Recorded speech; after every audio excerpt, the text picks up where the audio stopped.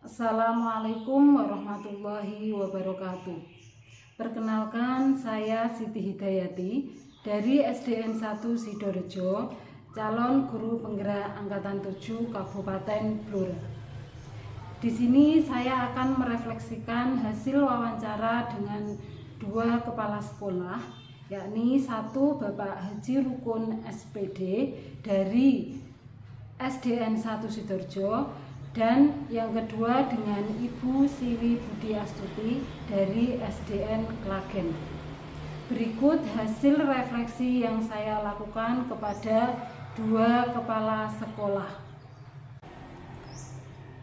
Hal-hal apa yang muncul dari wawancara tersebut sesuai hasil wawancara yang saya lakukan dengan para kepala sekolah, yakni narasumber satu yaitu Bapak Haji Rukun selaku Kepala SDN 1 Sidorejo, dan narasumber yang kedua yaitu beliau Ibu Siwi Budi Astuti. Hal-hal yang muncul saat wawancara adalah beliau melakukan pengambilan keputusan dengan melakukan identifikasi masalah, melakukan diskusi dan komunikasi dengan unsur-unsur yang ada di sekolah, terutama dengan pihak-pihak yang terlibat langsung. Kemudian membuat keputusan yang berpihak pada siswa, bijaksana, bertanggung jawab, memaksimalkan potensi positif dan meminimalisir potensi negatif. Kemudian bagaimana hasil wawancara antara dua pimpinan yang Anda wawancarai? Adakah sebuah persamaan atau perbedaan? Kira-kira ada yang menonjol dari salah satu pimpinan tersebut? Mengapa? Apa yang membedakan? Berdasarkan hasil wawancara ada beberapa persamaan.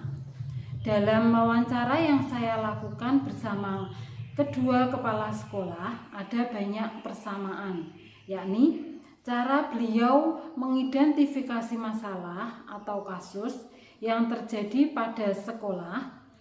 Dari kedua kepala sekolah menyatakan bahwa dengan mengidentifikasi kasus-kasus dilema etika yang terjadi di sekolah adalah dengan melakukan identifikasi masalah, mengumpulkan fakta-fakta yang ada, dan melakukan diskusi dan komunikasi dengan berbagai pihak, terutama yang terlibat dalam masalah. Kemudian perbedaan dari kedua kepala sekolah dalam pengambilan keputusan. Kepala sekolah yang pertama sudah melakukan hampir semua 9 langkah dalam pengambilan keputusan, yakni dengan mengenali nilai-nilai yang bertentangan, menentukan siapa yang terlibat dalam situasi tersebut, kemudian mengumpulkan fakta-fakta yang relevan dengan situasi, dan juga beliau mengadakan pengujian benar atau salah, uji legal, uji regulasi, uji perasaan, uji publikasi, dan juga uji panutan. Dan yang selanjutnya beliau juga mengambil keputusan dengan pengujian paradigma benar lawan benar, kemudian melakukan prinsip resolusi dan investigasi opsi trilema, kemudian membuat keputusan dan melihat keputusan dan merefleksikan. Kemudian kepala sekolah yang pertama juga melakukan 4 paradigma dilema etika, yaitu paradigma individu lawan masyarakat, dan yang kedua paradigma rasa keadilan lawan rasa kasihan, dan yang ketiga paradigma kebenaran lawan kesetiaan, dan yang ketiga paradigma jangka pendek lawan jangka panjang. Sedangkan kepala sekolah yang kedua lebih mengedepankan diskusi, komunikasi, dan koordinasi dengan unsur-unsur sekolah dan pihak-pihak yang terlibat dalam masalah.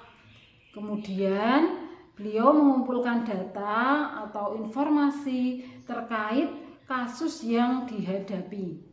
menganalisis informasi, dan mempertimbangkan faktor-faktor hukum etika, dan juga mengambil tindakan atau keputusan sesuai dengan nilai atau faktor yang ada. Kemudian kepala sekolah yang kedua juga mengidentifikasi konflik atau nilai-nilai yang dipegang oleh individu ataupun kelompok, serta mengamati situasi yang terjadi di sekitar sekolah dan melakukan introspeksi atau refleksi dengan melakukan proses memeriksa. Menurut saya, yang lebih menonjol dalam membuat keputusan sesuai langkah-langkah pengambilan keputusan dalam teori di modul 3.1 ini adalah kepala sekolah yang pertama, yaitu Bapak Haji Rukun SPD. Kemudian apa rencana ke depan para pimpinan dalam menjalani pengambilan keputusan yang mengandung unsur dilema etika? Bagaimana mereka bisa mengukur efektivitas pengambilan keputusan mereka? Nah, rencana ke depannya, para pimpinan tersebut jika menghadapi permasalahan dilema etika ataupun bujukan moral, mereka akan melakukan tahapan-tahapan dengan pengambilan keputusan sesuai dengan 4 paradigma, 3 prinsip, dan 9 langkah pengambilan dan pengujian keputusan. Dengan lebih lengkap termasuk pengujian dan investigasi opsi trilema. Cara mengukur efektivitas pengambilan keputusan adalah dengan melakukan pengujian benar salah, melakukan refleksi atas keputusan yang telah dibuat, serta meminta saran dan masukan dari pihak lain yang terkait dalam pengambilan keputusan tersebut. Kepala sekolah yang pertama, yaitu Bapak Haji Rukun, dalam pengambilan keputusan menggunakan 4 paradigma, yaitu paradigma individu lawan masyarakat, paradigma rasa keadilan lawan rasa kasihan, yang ketiga paradigma kebenaran lawan kesetiaan, dan yang keempat paradigma jangka pendek lawan jangka panjang. Sedangkan kepala sekolah yang kedua, yaitu Ibu Siwi Budi Astuti SPD, dalam pengambilan keputusan kasus dilema etika dapat dilakukan dengan cara 1.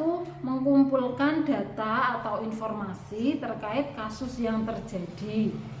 Yang kedua, dengan menganalisis dan mengevaluasi informasi dan mempertimbangkan kasus dengan faktor-faktor hukum etika.